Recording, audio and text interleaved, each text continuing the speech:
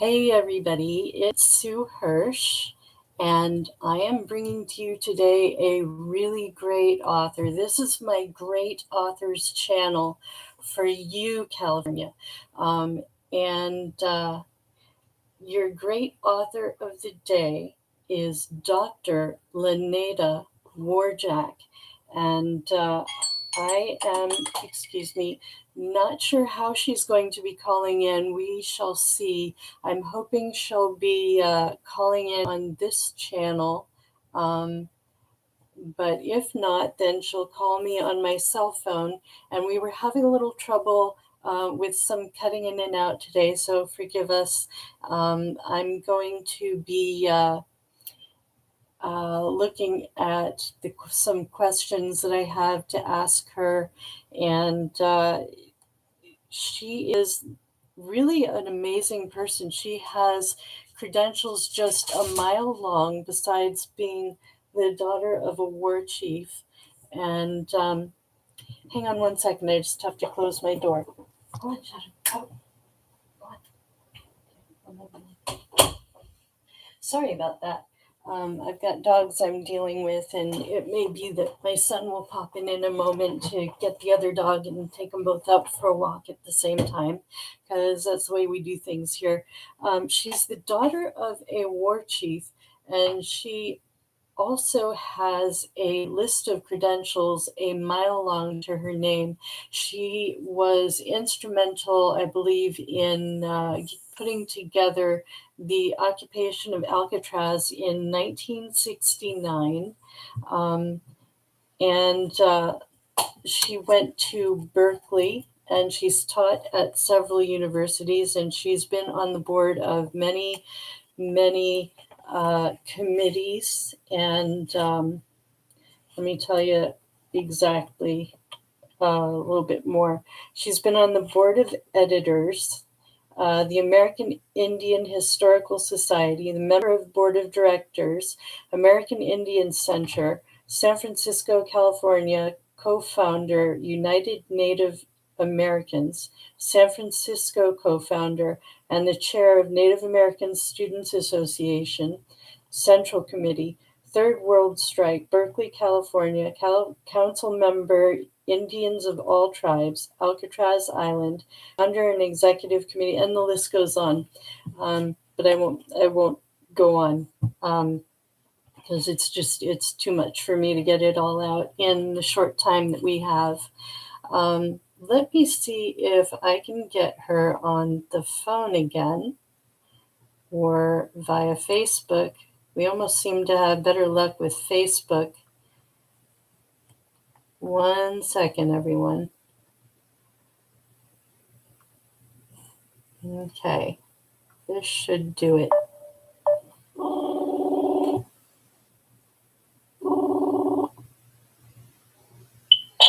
All right. Hi, can you hear me?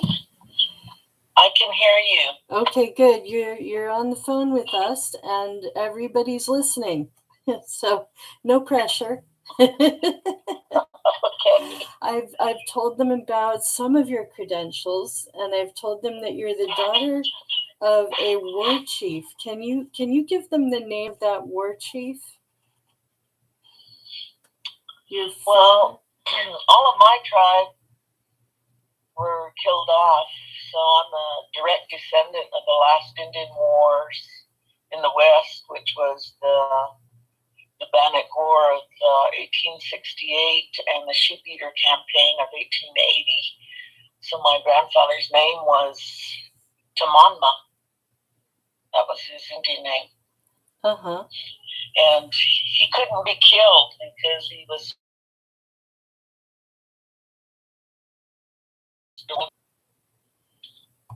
and I lore of Red Star Reports here in California for a wonderful introduction. Talk about your book in a moment titled Native Resistance.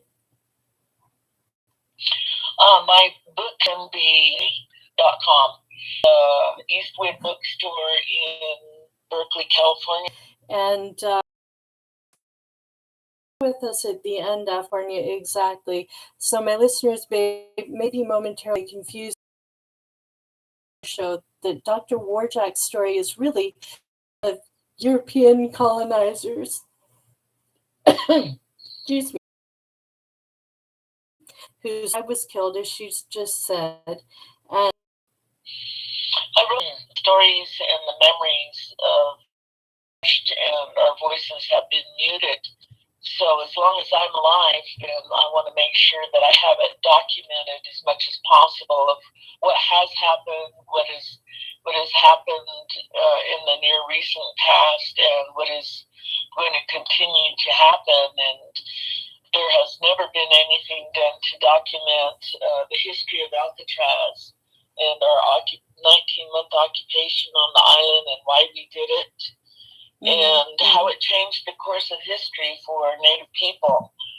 So I guess with that I could say that with our occupation of Alcatraz in 1969, we were college students throughout California, and we occupied Alcatraz, which changed the course of our history, was the benchmark of changing the termination era that we were coming from into the self-determination era.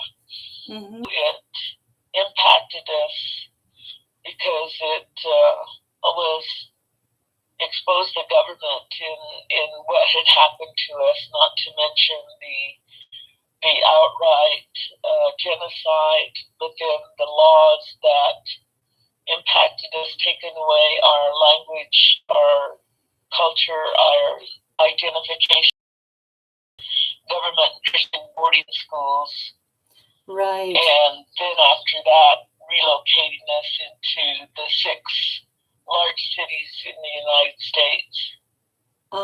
And in case people don't know yet, in case they haven't heard yet, there was a recent find in many places at these historical residential schools for Native American children of mass graves.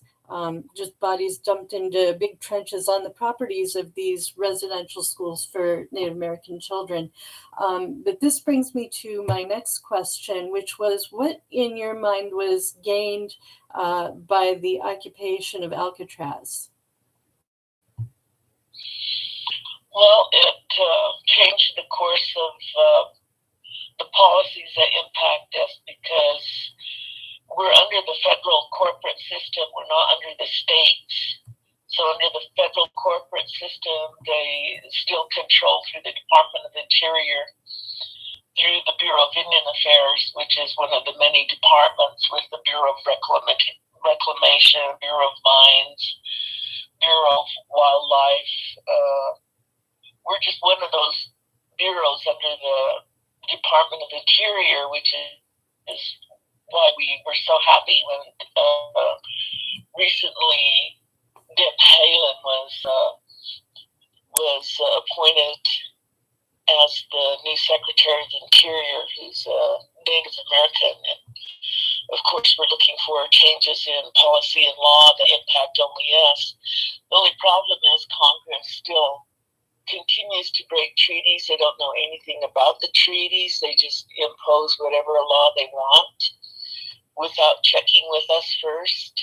And unfortunately, that's what we wind up having to live under. Do you know about that museum that displays the 500 treaties broken, Dr. Warjack? Is that the one in Washington, D.C., the National Museum of American Indians? That's the one. So that's over 500 treaties that the United States has broken with the indigenous peoples over the course of our history since we set up our own government here in the States. And I just wanted to mention that because you were just talking about all the treaty you've been breaking. So maybe as time goes on, we'll get a little better about keeping our promises.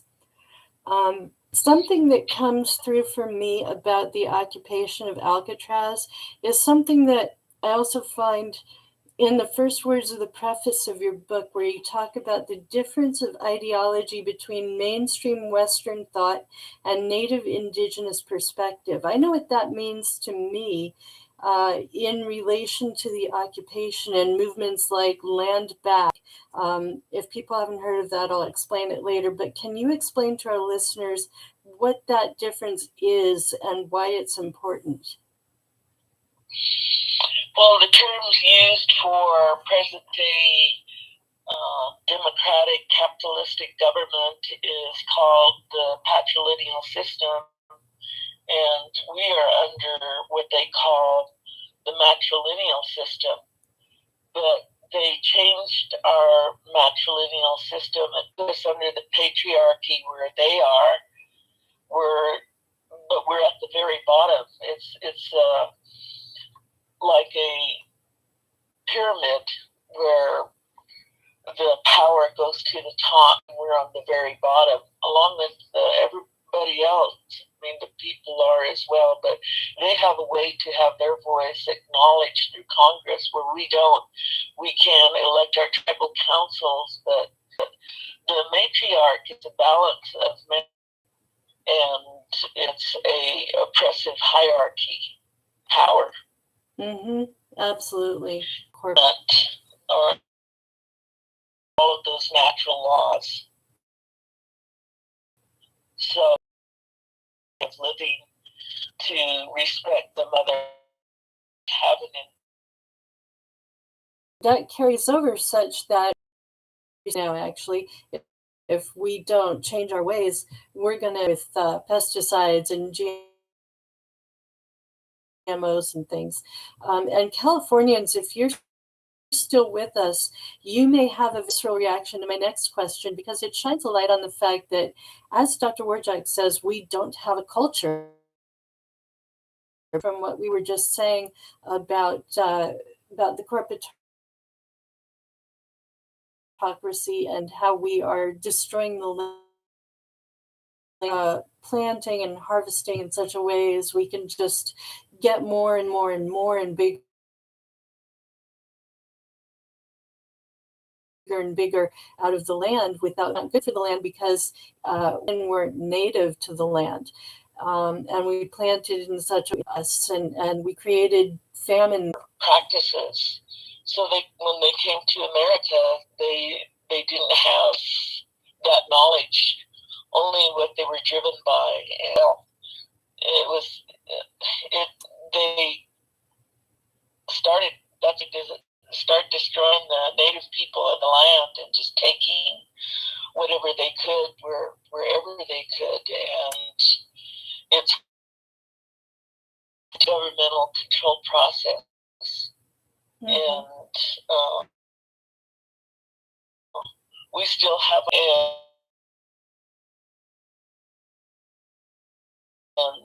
to maintain this resistance of time with radiation to the underground trees throughout the world. And the world is called to drink plants and animals and people and worldwide peace because it's so necessary to keep us in balance right now. Everything to south.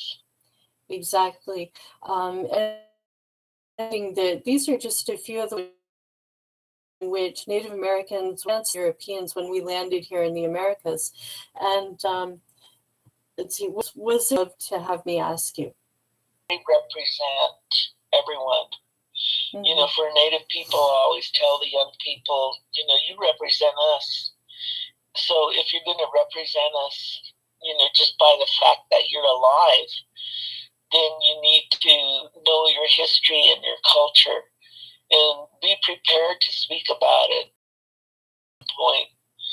Well, if you're Native American, what do you know about yourself? And you need to know, you know, about yourself and your culture that you come from, because when federal law impacted us and took all of that away, we still had to maintain throughout that time, even though it was illegal, and that's why the picture of my book is a picture of my father during the Sundance, because he was maintaining the sacred laws during the time that our religion and culture was deemed illegal.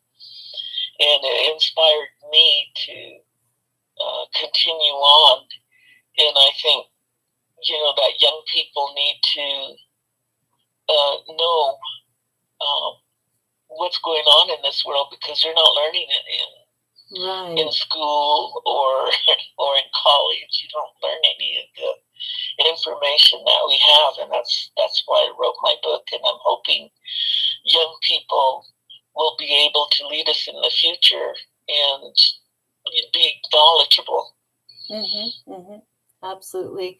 And how and where have you taught, at what universities have you taught about ethnic studies?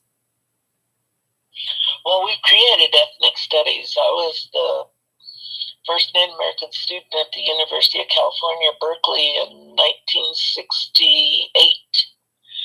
And I recruited more students, and we organized our student organization, and we joined with the Third World Strike at Berkeley. It was already going on at San Francisco State for our own department of ethnic studies.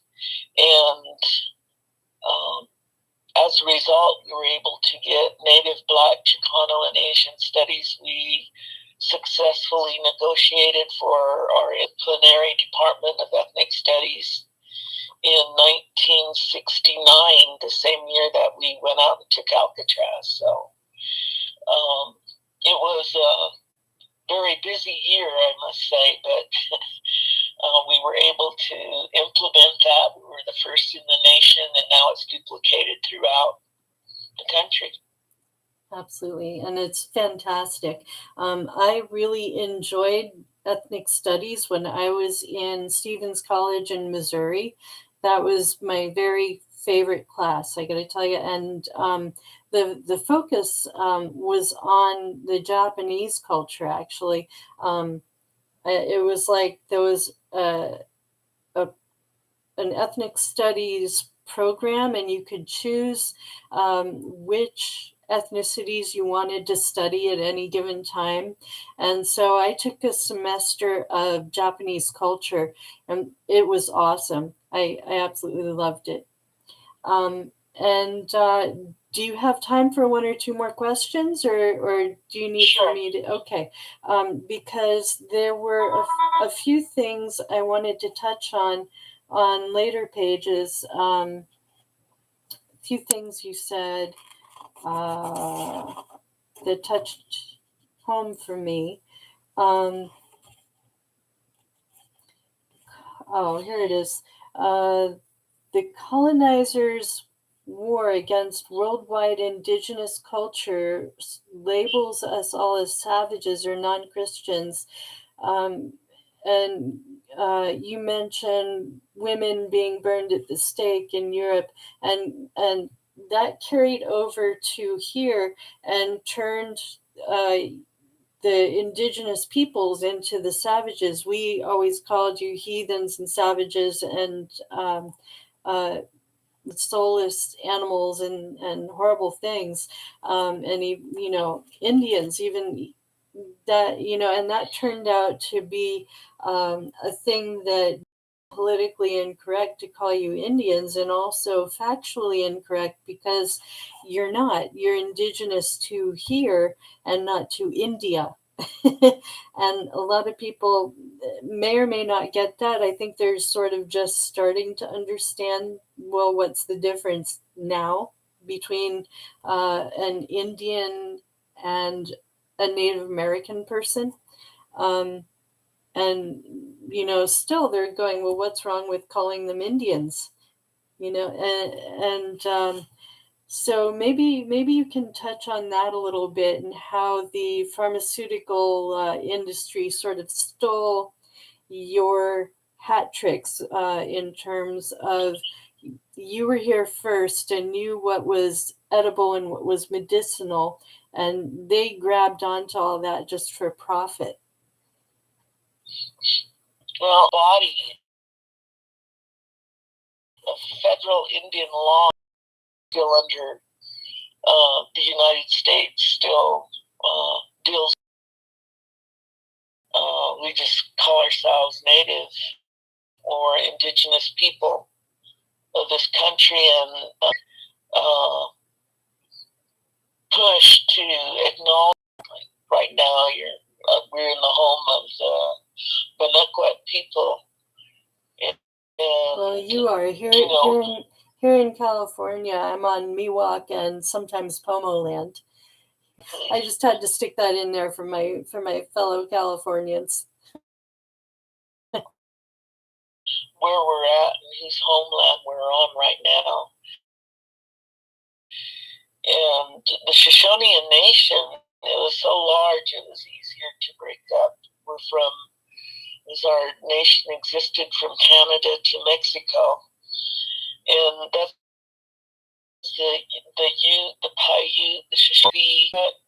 Is that you're trying more by languages than by land masses? Linguistic terminology that's used is that our language is Aztecian, and all the tribes that are composed of that language is our family. Say, like in South Dakota, the Sioux, you got Ogallala, Standing Rock, but they all know they're Sioux. There's about 15 of them, and it was the same for the Shoshone Nation. We were so large, people don't even like say the Sioux. But what connects you though is really the languages and dialects that you share, yes, rather as opposed to the region in which you. It's more, they're more many groups of the same tribe spread out all over the United States, basically, and they're connected by their language. But the territory and right. They became our symbols and our medicines. Right. So if we lived in, say, the California, then we had different plants and animals that distinguished us, but nation. And even though I'm Benuquet, I'm a part of that nation. And if my parents, would talk the same way with,